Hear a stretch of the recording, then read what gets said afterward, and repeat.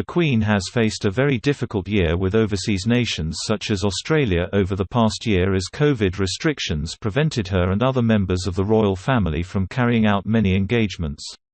Royal expert Richard Fitzwilliams told Express.co.uk Her Majesty will soon make up for lost time as easing restrictions will mean she can turn her attention more on her role as head of state.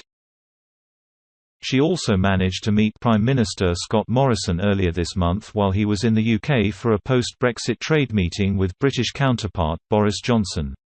But Sandy Biar, National Director at Australian Republic Movement, said it may be too late for the Queen as Harry and Meghan have already shown why the monarchy is ridiculous. He told Express.co.uk, Harry and Meghan's interview earlier this year highlighted the ridiculousness of having a foreign monarch as Australia's head of state. Australians need a head of state, chosen by Australians and accountable to them, rather than a family that lurches from crisis to crisis. As more Australians come to see how out of touch the British monarchy is, the more we'll see the momentum continue to increase. The idea of the hereditary rule is as foreign to Australians as the British monarchy, and Australians overwhelmingly want to know those important decisions affecting our nation's future are in Australian hands. Australia has previously toyed with becoming a republic as the nation held a referendum in 1999, which asked whether the Constitution of Australia should be amended. But almost 55% of voters turned down this option and so the Queen remained head of state. Mr. Fitzwilliams added this showed Australia will never lose its faithful support in the royal family. Despite the difficult period following the pandemic and Duke and Duchess of Sussex's claims. He told Express.co.uk, out of the 54 nations of the Commonwealth, the Queen is head of state of 15. Obviously it is up to each country to decide its own future. Referenda in Australia, Tuvalu and St. Vincent and the Grenadines some years ago all voted to keep the links with the Crown. It is undeniable that the monarchy, as in the 1860s when Victoria went into seclusion, at the time of the abdication in 1936 and during the 1990s, is going through a difficult period. Yet the anticipated lifting of restrictions will mean the royal family will be able to do more personal engagements and the Queen's broadcasts to the nation last year were both moving and brilliantly scripted.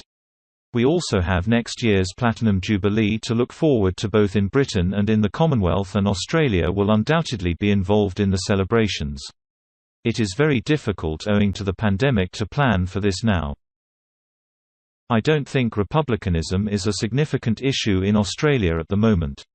It would benefit those who favour a republic to remember what happened in 1999 when all 6 states voted to keep the monarchy.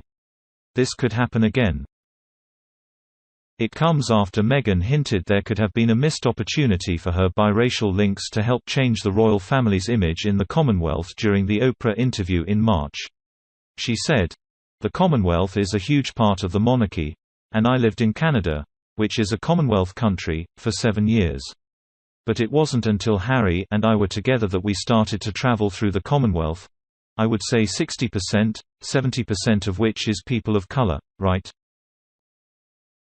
Meghan also talked about her struggles with her son Archie not receiving security after he was not made a prince.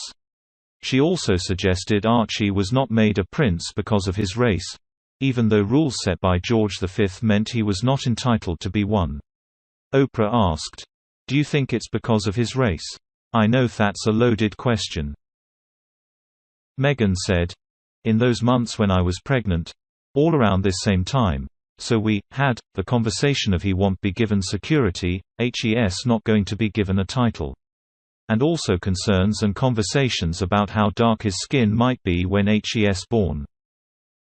Buckingham Palace said they were saddened by Harry and Meghan's claims. It added that some recollections may vary.